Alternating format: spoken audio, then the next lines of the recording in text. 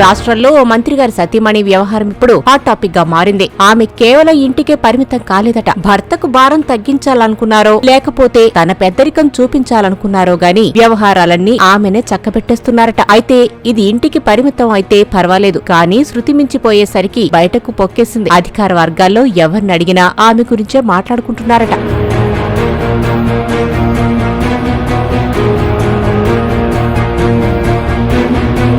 తన భర్త చూస్తున్న శాఖలోని వ్యవహారాలన్నీ ఆమె ఇంట్లో కూర్చుని చక్కబెడుతున్నారట. ఏ ఫైల్ పై ఎప్పుడు సంతకం పెట్టాలి, అసలు సంతకం పెట్టాలా వద్దా అనే విషయాలన్నీ ఆమెనే డైరెక్షన్ ఇస్తున్నారట. మంత్రిగా ఉన్న తన భర్త గారికే కాదు, ఆ శాఖ అధికారులకు కూడా ఆమె నుంచే ఆదేశాలు వెళ్తున్నాయట. ఫైల్ మీద సంతకం పెట్టాలా వద్దా అని ఆమె చెబితేనే చేయాలని ఆర్డర్ పాస్ చేశారట. దీంతో అధికారులంతా తలలు పట్టుకుంటున్నారట.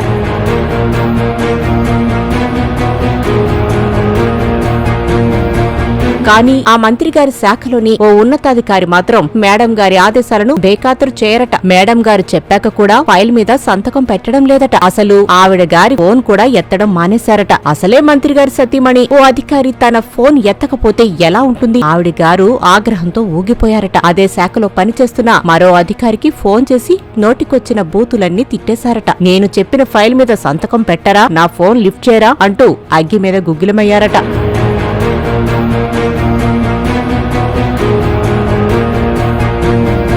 దీంతో మెల్లిగా ఈ వ్యవహారం ఆ శాఖలోని అధికారులందరి చెవిలో పడింది. ఈ స్థాయిలో ఒత్తిడి తీసుకురావడం, చీవాట్లు పెట్టడం ఏంటని వారంతా తీవ్ర ఆగ్రహంతో ఉన్నారట. మంత్రిగారి సతీమణి ఫోన్లో మాట్లాడిన ఆణిముత్యాలన్నింటినీ ఉన్నతాధికారుల దృష్టికి తీసుకువెళ్లారట. అయితే ఇది కేవలం ఒక్క మంత్రికే పరిమితం కాలేదని సెక్రటేరియట్ వర్గాలంటున్నాయి. దాదాపు అన్ని శాఖల్లోనూ ఇదే పరిస్థితి ఉందట. మంత్రుల కుటుంబాల్లో ఎవరో ఒకరు మంత్రుల కంటే ఎక్కువగా తమపై ఒత్తిడి తెస్తున్నారని ఆఫ్ ది రికార్డ్ గా చెబుతున్నారు. కొన్ని శాఖల్లో అయితే కీలక పదవుల్లో పనిచేయాలంటేనే వణికిపోతున్నారని అంటున్నారు. ఓవైపు మంత్రులు, మరోవైపు వారి కుటుంబ సభ్యులు, ఇంకోవైపు ఢిల్లీ నుంచి వచ్చిన కాంగ్రెస్ దూతలు తమను చెడుగుడు ఆడుతున్నారని బాధపడుతున్నారు.